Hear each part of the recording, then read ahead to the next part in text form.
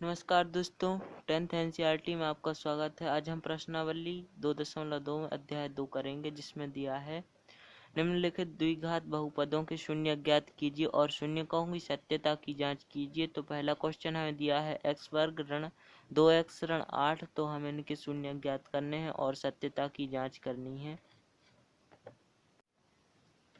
इसके शून्य ज्ञात करने के लिए आपको सबसे पहले ऋण 8 का गुणा एक्स वर्ग के गुणांक में कर देना है और फिर ऋण 2x को इस प्रकार से तोड़ना है कि जोड़ना घटाना करने पर ऋण 2x आए और गुणा करने पर ऋण 8 आए। तो हमें ऐसी दो संख्याएं ढूंढनी हैं। तो वे दो संख्याएं ऋण 2 और 4 होंगी। तो देखते हैं, ऋण 8 का गुणा एक्स वर्ग के गुणांक में करने पर तो ये एक्स वर्ग ही रहेगा और यहाँ पर आपको लिखना है धन 2x ऋण 4x ऋण 8। और ये द्विघात बहुपद है, तो द्विघात बहुपद 0 के बराबर होता है, क्योंकि हमें शून्य ज्ञात करने हैं। तो हमने ज्ञात कर लिए हैं, तोड़ लिया है। तो अब हम इनमें से कॉमन लेंगे। तो x वर्ग में से हम x कॉमन लेंगे और यहाँ कोष्टक में बचेगा x। यहाँ पर 2x हैं तो एक x बचेगा और धन में 2 और x नहीं लिखेंगे क्योंकि x हमने पहले कॉमन ले लिया है। इसके बाद हम ऋण 4 कॉमन लेंगे और कोष्टक में बचेगा x ऋण 2। और यहाँ पर हम 8 इसलिए नहीं लिख रहा है क्योंकि 4 यहाँ पर गुणा में है, तो 4 दूनी 8, इसलिए हम 8 नहीं लिखेंगे और 0। अब आप देखिए, यहाँ पर दो कोष्टक सेम है, x प्लस 2 और x माइनस 3। नहीं, यहाँ पर प्लस आएगा। तो हम इन दोनों कोष्टकों में से एक कोष्टक कॉमन लेते हैं। तो x प्लस 2 और ए x है और ऋण 4, इनका एक कोष्टक बन जाएगा। हम इन्हें 0 के बराबर लिखते हैं। तो इन दोनों का मान 0 के बराबर रखने पर तो x प्लस 2 बराबर 0 और x माइनस 4 बराबर 0। तो ये आएगा x बराबर ऋण 2।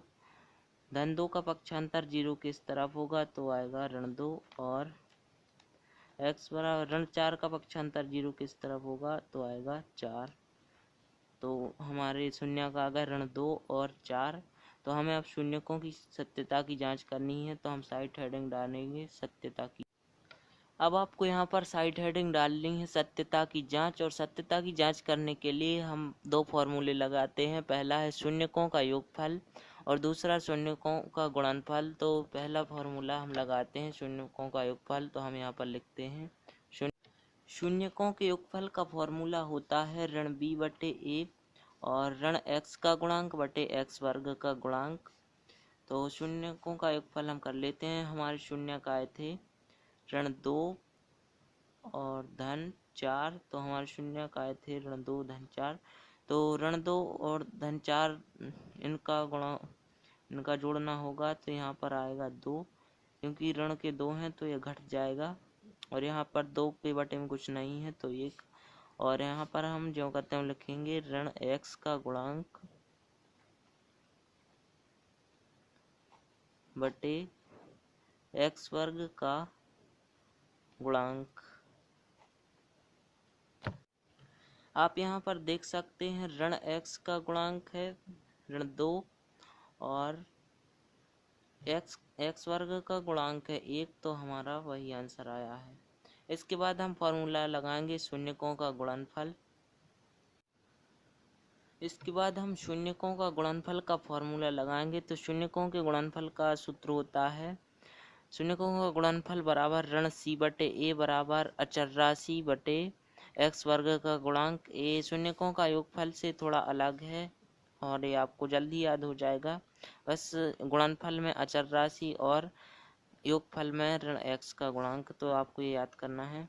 इसके बाद हम शून्यकों का गुणनफल करेंगे। तो शून्य थे ऋण 2 और 4, तो ऋण 2 गुणित 4 तो हमारा आएगा ऋण 8 और 8 के बटे में कुछ नहीं है तो हम यहाँ पर 1 लिख सकते हैं।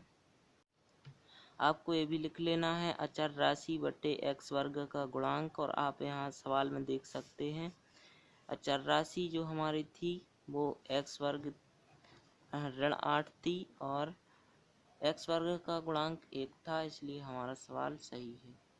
आप इसका स्क्रीनशॉट ले सकते हैं, ये शुरू से है और इसका स्क्रीनशॉट ले लीजिए। इसके बाद आगे सत्यता की जांच।